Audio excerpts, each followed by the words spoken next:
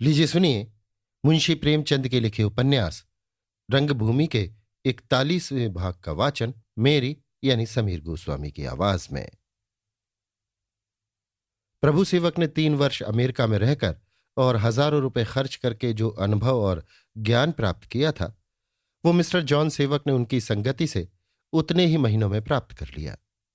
इतना ही नहीं, प्रभु सेवक की भांति वो केवल बतलाए हुए मार्ग पर आंखें बंद करके चलने पर ही संतुष्ट न थे। उनकी निगाह आगे पीछे दाएं बाएं भी रहती थी। विशेषज्ञों में एक संकीर्णता होती है जो उनकी दृष्टि को सीमित रखती है। वो किसी विषय पर स्वाधीन होकर विस्तीर्ण दृष्टि नहीं डाल सकते। नियम, सिद्धांत और परंपरागत व्यवहार उनकी दृष्टि को फैलने नहीं देते। वैद्य प्रत्येक रोग की औषधि ग्रंथों में खोजता है। वो केवल निदान का दास है, लक्षणों का गुलाम। वो ये नहीं जानता कि कितने ही रोगों की औषधि लुकमान के पास भी न थी। सहज बुद्धि अगर सूक्ष्मदर्शी नहीं होती तो संकुचित भी नहीं होती। वो हर एक विषय पर व्यापक रीत से विचार कर सकती, जरा जरा सी बातों में उलझकर नहीं रह जाती। यही कारण है कि मंत्री भवन में बैठा हुआ सेना मंत्री सेनापति पर शासन करता है। प्रभु सेवक के पृथक हो जाने से मिस्टर जॉन सेवक लेश मात्र भी चिंतित नहीं हुए। वो दूने उत्साह से काम करने लगे। व्यवहार कुशल मनुष्य थे। जितनी आसानी से कार्यालय में बैठकर बही खाते लिख सकते थे, उतनी ही आसानी से अवसर पड़ने पर इंजन के पहियों को भी चला सकते थे। पहले कभी कभी सरसरी निगाह से मिल को देख लिया करते थे, अब नियमानुसार और यथा समय जाते। बहुधा दिन को भोजन वहीं करते और शाम को घर आते। कभी कभी रात के 9-10 बज जाते।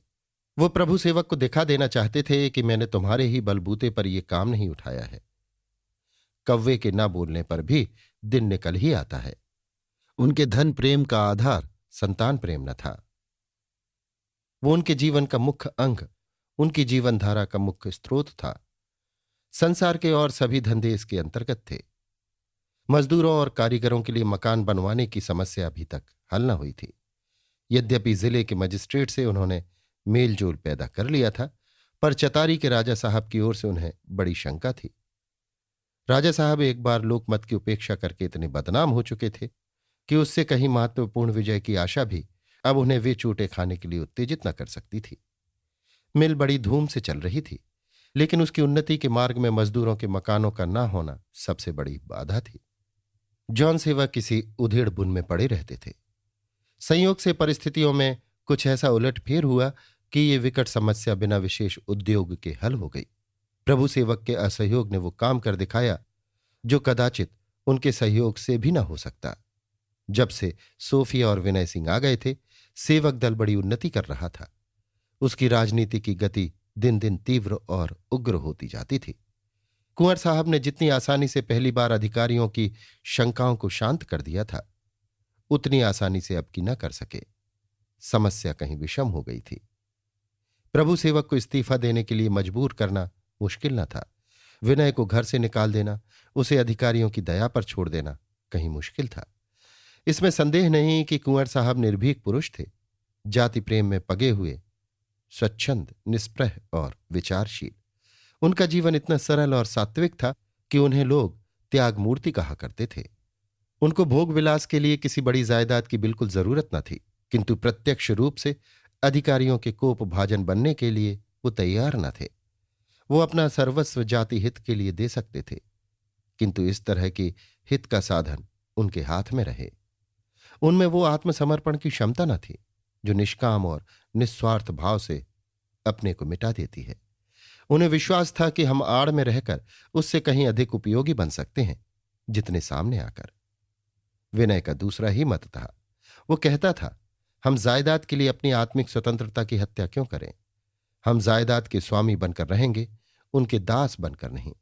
अगर संपत्ति से निवृत्ति न प्राप्त कर सके तो इस तपस्या का प्रयोजन ही क्या? ये तो गुनाह बेलज्जत है। निवृत्ति ही के लिए तो ये साधना की जा रही है। कुंवर साहब इसका ये जवाब देते कि हम इस जायदाद के स्वामी नहीं, केवल रक्षक हैं। ये आने वाली संतानों की धरोहर मात्र है। हमको क्या अधिकार है कि भावी संतान से वो सुख और समृद्धि छीन लें जिसके वे वारिस होंगे? बहुत संभव है वे इतने आदर्शवादी न हों, या उन्हें परिस्थिति के बदल जाने से आत्मत्याग की जरूरत ही ना रहे। यह भी संभव है कि उनमें वे स्वाभाविक गुण ना हो जिनके सामने संपत्ति की कोई हस्ती नहीं। ऐसी ही युक्तियों से वो विनय का समाधान करने की विफल चेष्टा किया करते थे। वास्तव में बात यह थी कि जीवन पर्यंत ऐश्वर्य का सुख और सम्मान भोगने के पश्चात वो निवृत्ति का यथार्थ आशय ही न ग्रहण कर सकते थे। वो संतान के लिए संपत्ति न चाहते थे, संपत्ति के लिए संतान चाहते थे। जायदाद के सामने संतान का स्थान गौण था। उन्हें अधिकारियों की खुशामद से घृणा थी। हुक्काम की हाँ में हाँ मिलाना हे समझते थे, किंतु हुक्काम की नजरों में गड़ना, उनके हृदय में खटकना इस हद तक कि वे शत्रुता पर तत्पर हो जाएं, उन्हें बेवकूफी मालूम होती थी। कुंवर साहब के हाथों में विनय को सीधी राह पर लाने का एक ही उपाय था, और वो ये कि सोफिया से उसका विवाह हो जाए।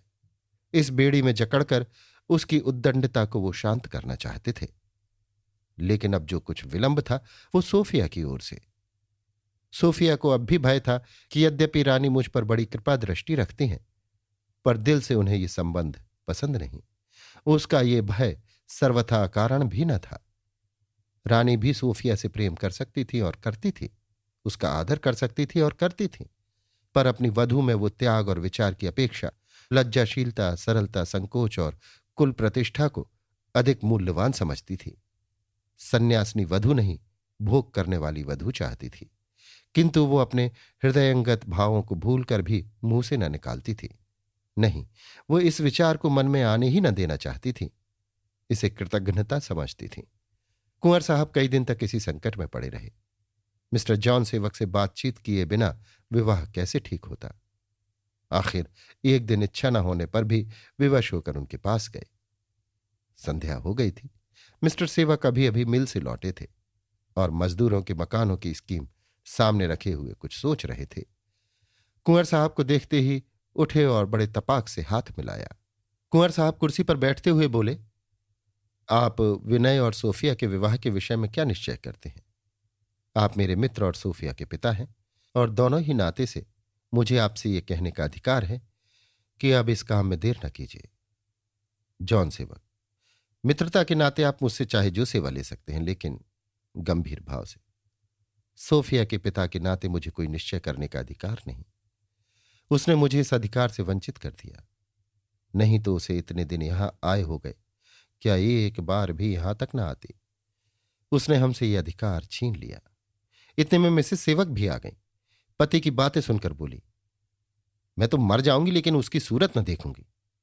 हमारा उससे अब कोई संबंध नहीं रहा। कुंवर, आप लोग सोफिया पर अन्याय कर रहे हैं। जब से वो आई है, एक दिन के लिए भी घर से नहीं निकली। इसका कारण केवल संकोच है और कुछ नहीं। शायद डरती है कि बाहर निकलूं और किसी पुराने परिचित से साक्षात हो जाए तो उससे क्या बात करूंगी। थोड़ी देर के लिए कल्पना कर लीजिए कि हम में से कोई भी उसकी जगह होता तो उसके मन में कैसे भाव आते। इस विषय में वो क्षम्य है। मैं तो इसे अपना दुर्भाग्य समझूंगा अगर आप लोग उससे यह विरक्त हो जाएंगे। अब विवाह में विलंब न होना चाहिए।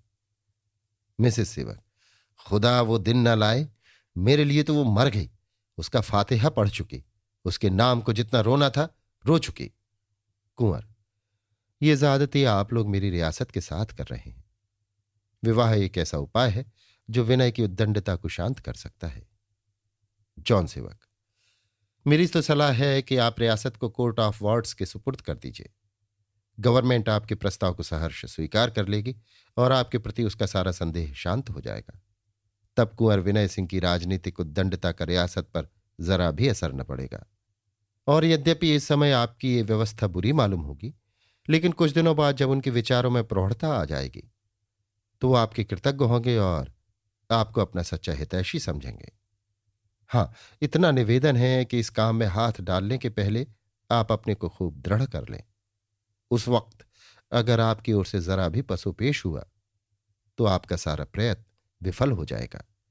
आप गवर्नमेंट के संदेह को शांत करने की जगह और भी उकसा देंगे। कुंवर, मैं जायदाद की रक्षा के लिए सब कुछ करने को तैयार हूं। मेरी इच्छा केवल इतनी है कि विनय को आर्थिक कष्ट न होने पाए। बस अपने लिए मैं कुछ नहीं चाहता।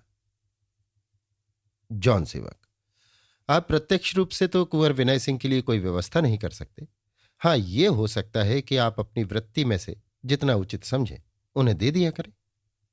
कुंवर: अच्छा, मान लीजिए विनय इसी मार्ग पर और भी अग्रसर होते गए तो? जॉन सेवक: तो उन्हें रियासत पर कोई अधिकार ना होगा। कुंवर: लेकिन उनकी संतान को तो यह अधिकार रहेगा। जॉन सेवक: अवश्य। कुंवर: गवर्नमेंट स्पष्ट रूप से यह शर्त मंजूर कर लेगी? जॉन सेवक: ना मंजूर करने का कोई कारण नहीं मालूम पड़ता। कुंवर: ऐसा तो ना होगा कि विनय के कामों का फल उसकी संतान को भोगना पड़े? सरकार रियासत को हमेशा के लिए जब्त कर ले। ऐसा दो एक जगह हुआ है, बरार ही को देखिए। जॉन सेवक: कोई खास बात पैदा हो जाए तो नहीं कह सकते, लेकिन सरकार की ये नीति कभी नहीं रही। बरार की बात जाने दीजिए। वो इतना बड़ा सूबा है कि किसी रियासत में उसका मिल जाना राजनीतिक कठिनाइयों का कारण हो सकता है। कुंवर: तो मैं कल डॉक्टर गांगुली को शिमले से तार भेजकर बुलाए लेता हूं। जॉन सेवक: आप चाहें तो बुला लें। मैं तो समझता हूं यहीं से मसविदा बनाकर उनके पास भेज दिया जाए, या मैं स्वयं चला जाऊं और सारी बातें आपकी इच्छानुसार तय कराऊं। कुंवर साहब ने धन्यवाद दिया और घर चले आए। रात भर वो इसी हैस बैस में पड़े रहे कि विनय और जानवी से इस निश्चय का समाचार कहूं या न कहूं। उनका जवाब उन्हें मालूम था। उनसे अपेक्षा और दुराग्रह के सिवा सहानुभूति की जरा भी आशा नहीं। कहने से फायदा ही क्या? अभी तो विनय को कुछ भय भी है। ये हाल सुनेगा तो और भी दिलेर हो जाएगा। अंत को उन्होंने यही निश्चय किया कि अभी बतला देने से कोई फायदा नहीं और विघ्न पड़ने की संभावना है। जब काम पूरा हो जाएगा तो कहने सुनने को काफी समय मिलेगा। मिस्टर जॉन सेवक पैरों तले घास न जमने देना चाहते थे। दूसरे ही दिन उन्होंने एक बैरिस्टर से प्रार्थना पत्र लिखवाया और कुंवर साहब को दिखाया। उसी दिन वो कागज डॉक्टर गांगुली के पास भेज दिया गया। डॉक्टर गांगुली ने इस प्रस्ताव को बहुत पसंद किया और खुद शिमले से आए। यहां कुंवर साहब से परामर्श किया और दोनों आदमी प्रांतीय गवर्नर के पास पहुंचे।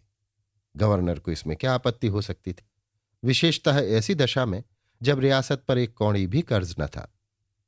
कर्मचारियों ने रियासत के हिसाब किताब की जांच शुरू की और 1 महीने के अंदर रियासत पर सरकारी अधिकार हो गया। कुंवर साहब लज्जा और ग्लानि के मारे इन दिनों विनय से बहुत कम बोलते, घर में बहुत कम आते, आंखें चुराते रहते थे कि कहीं ये प्रसंग न छिड़ जाए। जिस दिन सारी शर्तें तय हो गईं, कुंवर साहब से न रहा गया। विनय सिंह से बोले, रियासत पर तो सरकारी अधिकार हो गया।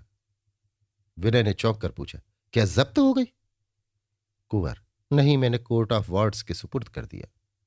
ये कहकर उन्होंने शर्तों का उल्लेख किया और विनीत भाव से बोले, क्षमा करना, मैंने तुमसे इस विषय में सलाह नहीं ली। विनय, इसका मुझे बिल्कुल दुख नहीं है, लेकिन आपने व्यर्थ ही अपने को गवर्नमेंट के हाथ में डाल दिया। अब आपकी हैसियत केवल एक वसीकेदार की है, जिसका वसीका किसी वक्त बंद किया जा सकता है। कुंवर, इसका इल्जाम तुम्हारे सिर है। विनय, आपने ये निश्चय करने के पहले ही मुझसे सलाह ली होती तो ये नौबत ना आने पाती। मैं आजीवन रियासत से पृथक रहने का प्रतिज्ञा पत्र लिख देता और आप उसे प्रकाशित करके हुक्काम को प्रसन्न रख सकते थे। कुंवर सोचकर, उस दशा में भी ये संदेह हो सकता था कि मैं गुप्त रीत से तुम्हारी सहायता कर रहा हूं।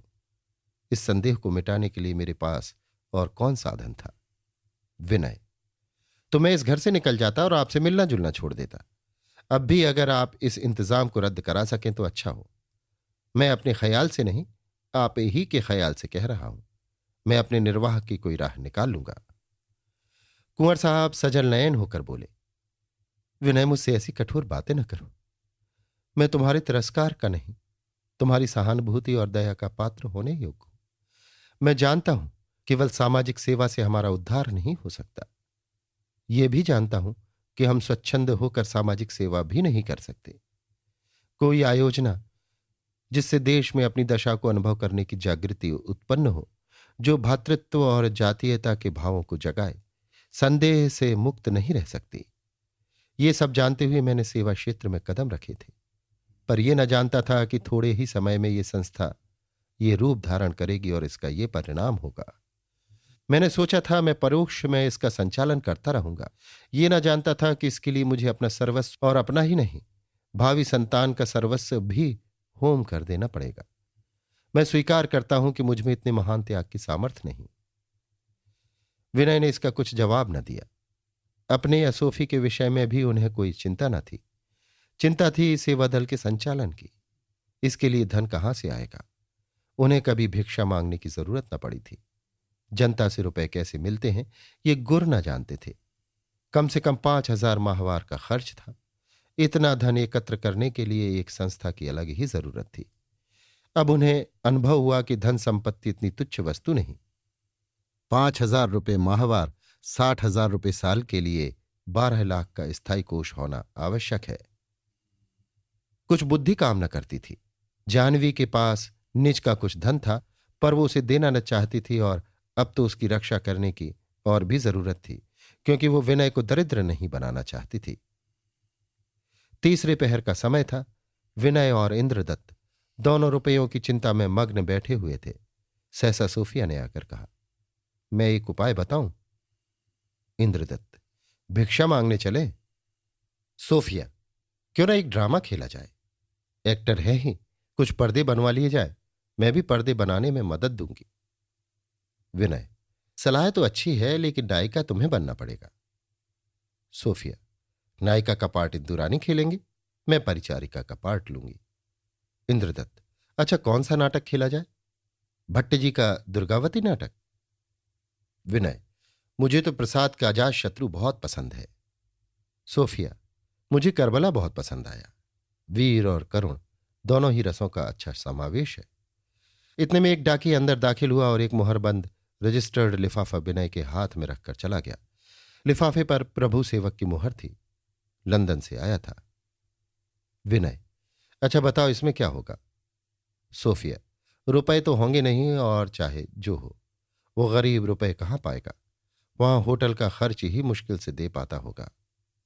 विनय, और मैं कहता हूं कि रुपयों के सिवा और कुछ हो ही नहीं सकता। इंद्रदत्त, कभी नहीं, कोई नई रचना होगी। विनय, तो रजिस्ट्री कराने की क्या जरूरत थी? इंद्रदत्त, रुपए होते तो बीमा न कराया होता। विनय, मैं कहता हूं रुपए हैं, चाहे शर्त बदलो। इंद्रदत्त, मेरे पास कुल 5 रुपए हैं, 5-5 की बाजी है। विनय, ये नहीं, अगर इसमें रुपए हों तो मैं तुम्हारी गर्दन पर सवार होकर यहां से कमरे के उस सिरे तक जाऊंगा। ना हुए तो तुम मेरी गर्दन पर सवार होना। बोलो। इंद्रदत्त, मंजूर है, खोलो लिफाफा। लिफाफा खोला गया तो चेक निकला पूरे 10,000 का, लंदन बैंक के नाम। विनय उछल पड़े, बोले, मैं कहता ना था, यहां सामुद्रिक विद्या पड़े हैं। आइए लाइए गर्दन। इंद्रदत्त, ठहरो ठहरो, गर्दन तोड़ के रख दोगे क्या? जरा खत तो पढ़ो, क्या लिखा है, कहाँ हैं, क्या कर रहे हैं? लगे सवारी गांठने। विनय, जी नहीं, ये नहीं होने का। आपको सवारी देनी होगी। गर्दन टूटे या रहे, इसका मैं जिम्मेदार नहीं। कुछ दुबले पतले तो हो नहीं, खासे देव तो बने हुए हो। इंद्रदत्त, भाई आज मंगल के दिन नजर न लगाओ।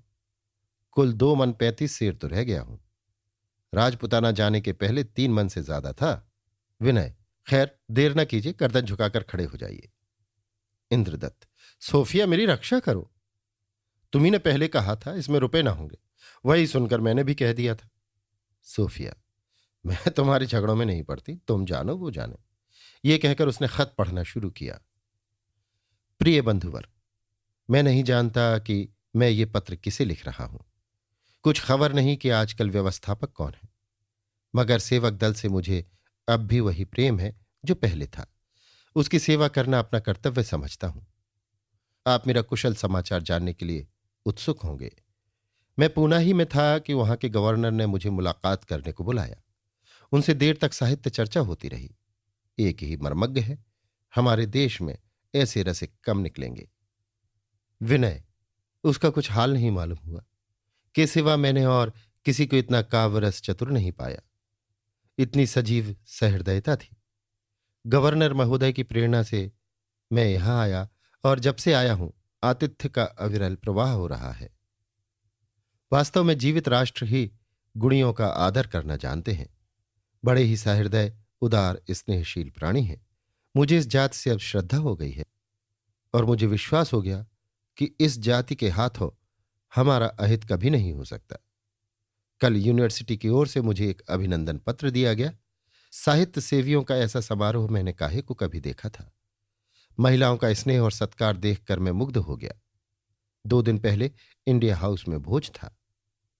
आज साहित्य परिषद ने निमंत्रित किया है। कल लिबरल एसोसिएशन दावत देगा। परसों पारसी समाज का नंबर है। उसी दिन यूनियन क्लब की ओर से पार्टी दी जाएगी। मुझे स्वप्न में भी आशा न थी कि मैं इतना जल्द बड़ा आदमी हो जाऊंगा। मैं ख्याति और सम्मान के निंदकों में नहीं हूं। इसके सिवा गुड़ियों को और क्या पुरस्कार मिल सकता है। मुझे कब मालूम हुआ कि मैं क्या करने के लिए संसार में आया हूं, मेरे जीवन का उद्देश्य क्या है। अब तक भ्रम में पड़ा हुआ था। अब से मेरे जीवन का मिशन होगा प्राच्य और पाश्चात्य को प्रेम सूत्र में बांधना, पारस्परिक द्वंद्व को मिटाना और दोनों में समान भावों को जागृत करना। मैं यही व्रत धारण करूंगा। पूर्व ने किसी जमाने में पश्चिम को धर्म का मार्ग दिखाया था। अब उसे प्रेम का शब्द सुनाएगा, प्रेम का पथ दिखाएगा। मेरी कविताओं का पहला संग्रह मैकमिलन कंपनी द्वारा शीघ्र प्रकाशित होगा। गवर्नर महोदय मेरी उन कविताओं की भूमिका लिखेंगे। इस संग्रह के लिए प्रकाशकों ने मुझे 40,000 रुपये दिए हैं। इच्छा तो यही थी कि ये सब रुपए अपनी प्यारी संस्था को भेंट करता, पर विचार हो रहा है कि अमेरिका की सैर भी करूं। इसलिए इस समय जो कुछ भेजता हूं उसे स्वीकार कीजिए। मैंने अपने कर्तव्य का पालन किया है, इसलिए धन्यवाद की आशा नहीं रखता। हाँ, इतना निवेदन करना आवश्यक समझता हूं कि आपको सेवा के उच्च आदर्शों का पालन करना चाहिए और राजनीतिक परिस्थितियों से विरक्त होकर वसुधैव कुटुंबकम के प्रचार को अपना लक्ष्य बनाना चाहिए। मेरे व्याख्यानों की रिपोर्ट आपको यहाँ के समाचार पत्रों में मिलेगी।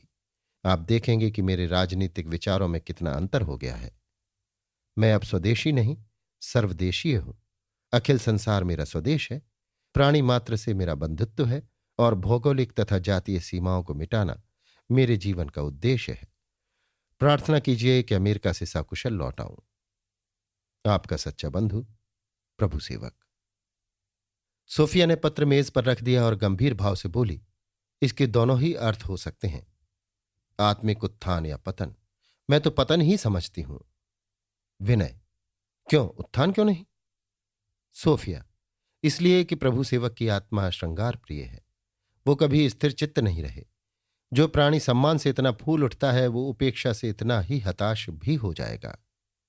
विनय, ये कोई बात नहीं। कदाचित मैं भी इसी तरह फूल उठता। ये तो बिल्कुल स्वाभाविक है। यहां उनकी क्या कद्र हुई, मरते दम तक गुमनाम पड़े रहते।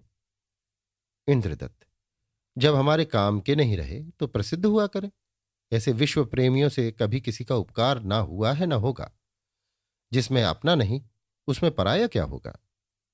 सोफिया, सार्वदेशिकता हमारे कई कवियों को ले डूबी, इन्हें भी ले डूबेगी। इनका होना ना होना हमारे लिए दोनों बराबर हैं। बल्कि मुझे तो अब इनसे हानि पहुंचने की शंका है। मैं जाकर अभी इस पत्र का जवाब लिखती हूं। ये कहते हुए सोफिया वो पत्र हाथ में लिए हुए अपने कमरे में चली गई। विनय ने कहा, क्या करूं, रुपए वापस कर दूं? इंद्रदत्त, रुपए क्यों वापस करोगे? उन्होंने कोई शर्त तो की नहीं है। मित्रोचित सलाह दी है और बहुत अच्छी सलाह दी है। हमारा भी तो वही उद्देश्य है। अंतर केवल इतना है कि वो समता के बिना ही बंधुत्व का प्रचार करना चाहते हैं। हम बंधुत्व के लिए समता को आवश्यक समझते हैं। विनय, यों क्यों नहीं कहते कि बंधुत्व समता पर ही स्थित है? इंद्रदत्त, सोफिया देवी खूब खबर लेंगी। विनय, अच्छा अभी रुपए रख लेता हूं, पीछे देखा जाएगा। इंद्रदत्त, 2-4 ऐसे मित्र और मिल जाएं तो हमारा काम चल निकले। विनय, सोफिया का ड्रामा खेलने की सलाह कैसी है? इंद्रदत्त, क्या पूछना, उनका अभिनय देखकर लोग दंग रह जाएंगे। विनय, तुम मेरी जगह होते तो उसे स्टेज पर लाना पसंद करते। इंद्रदत्त, पेशा समझकर तो नहीं, लेकिन परोपकार के लिए स्टेज पर लाने में शायद मुझे आपत्ति ना होगी। विनय, तो तुम मुझसे कहीं ज्यादा उदार हो। मैं तो इसे किसी हालत में पसंद ना करूंगा। हाँ, ये तो बताओ, सोफिया आजकल कुछ उदास मालूम होती है। कल इसने मुझसे जो बातें की वे बहुत निराशाजनक थी। उसको भय है कि उसी के कारण रियासत का ये हाल हुआ है। माताजी तो उस पर जान देती हैं, पर वो उनसे दूर भागती है। फिर वही आध्यात्मिक बातें करती है जिसका आशय आज तक मेरी समझ में नहीं आया। मैं तुम्हारे पांव की बेड़ी नहीं बनना चाहती, मेरे लिए केवल तुम्हारी स्नेह दृष्टि काफी है, और जाने क्या क्या। और मेरा ये हाल है कि घंटे भर भी उसे न देखूं तो चित्त विकल हो जाता है। इतने में मोटर की आवाज आई और एक क्षण में इंदु आ पहुंची। इंद्रदत्त, आइए इंदुरानी आइए, आप ही का इंतजार था। इंदु, झूठे हो, मेरी इस वक्त जरा भी चर्चा ना थी। रुपए की चिंता में पड़े हुए हो। इंद्रदत्त, तो मालूम होता है आप कुछ लाई हैं। लाई, ये वास्तव में हम लोग बहुत चिंतित हो रहे थे। इंदु, मुझसे मांगते हो? मेरा हाल जानकर भी? एक बार चंदा देकर हमेशा के लिए सीख गई। विनय से, सोफिया कहाँ है? अम्मा जी तो अब राजी है ना? विनय, किसी के दिल की बात कोई क्या जाने। इंदु, मैं तो समझती हूं अम्मा जी राजी भी हो जाएं तो भी तुम सोफी को ना पाओगे। तुम्हें इन बातों से दुख तो अवश्य होगा, लेकिन किसी आघात के लिए पहले से तैयार रहना इससे कहीं अच्छा है कि वो आकस्मिक रीत से सिर पर आ पड़े।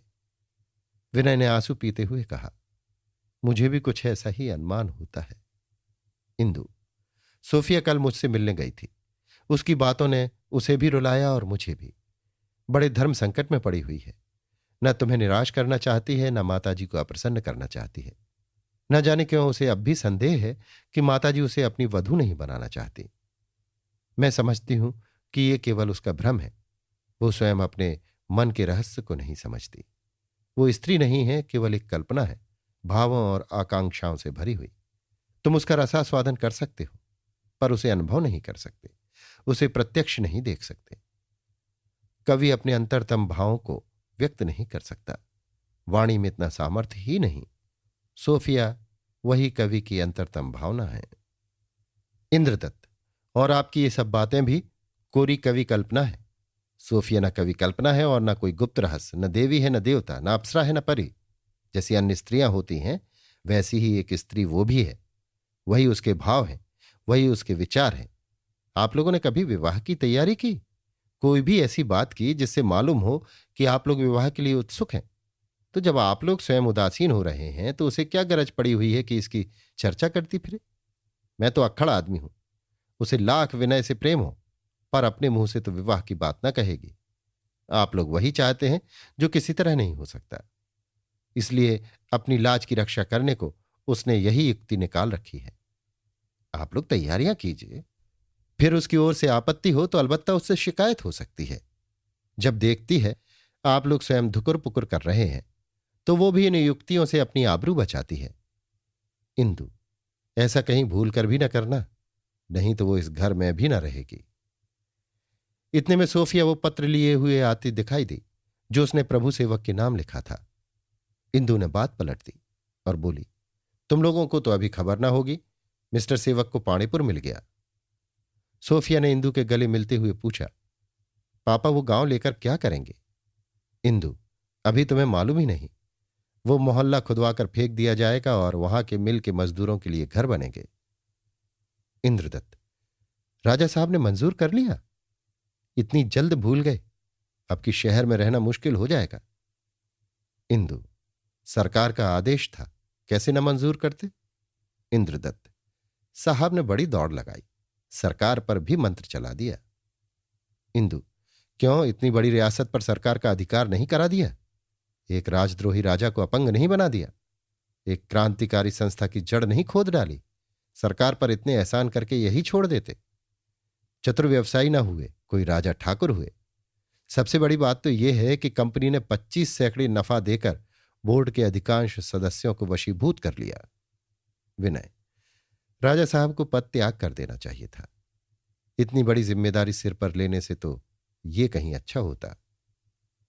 इंदु, कुछ सोच समझ कर तो स्वीकार किया होगा।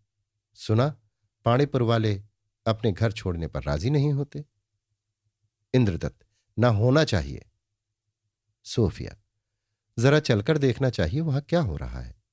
लेकिन कहीं मुझे पापा नजर आ गए तो? नहीं, मैं ना जाऊंगी, तुम ही लोग जाओ।